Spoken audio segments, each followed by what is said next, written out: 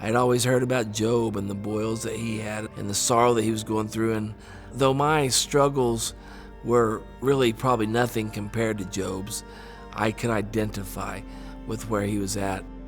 Jesus told his disciples, I'm telling you all these things to encourage you, because in this world you're going to face trials and tribulations, but be of good cheer. I've overcome the world. I think I began to understand really firsthand what that meant for maybe the first time in my life.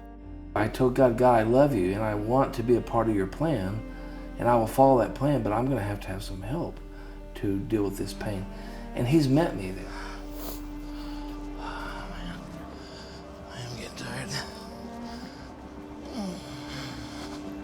Knowing that I'm going to have it every day, it's not ever going to go away, that can be overwhelming at times. He still loves life, but life comes at a greater cost. My dad could sit around all day if he wanted to and have a lot of reason to complain and not want to get up and not want to move because it hurts and it's hard.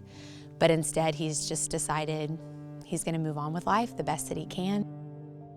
My dad, did rely on the Lord in so many unique ways before the wreck. But now it's like he's learning how to rely on the Lord in a whole new way.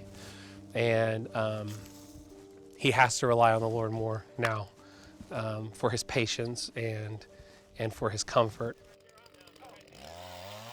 I've heard him quote the verse a lot, to live is Christ and to die is gain. And he recognizes that God didn't take his life and God has a purpose for his life.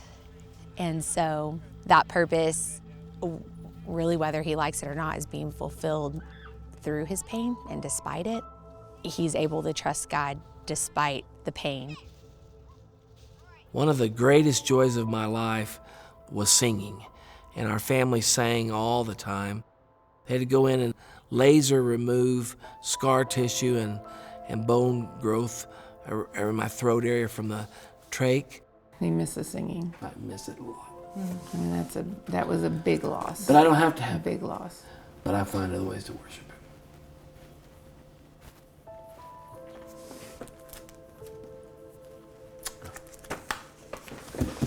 We do. To this day, he is still on disability. My mom's serves as kind of a caretaker in certain areas for my dad. He remembers what he used to be like, and he knows that he's not that way anymore. What happened didn't mean God loved us any less.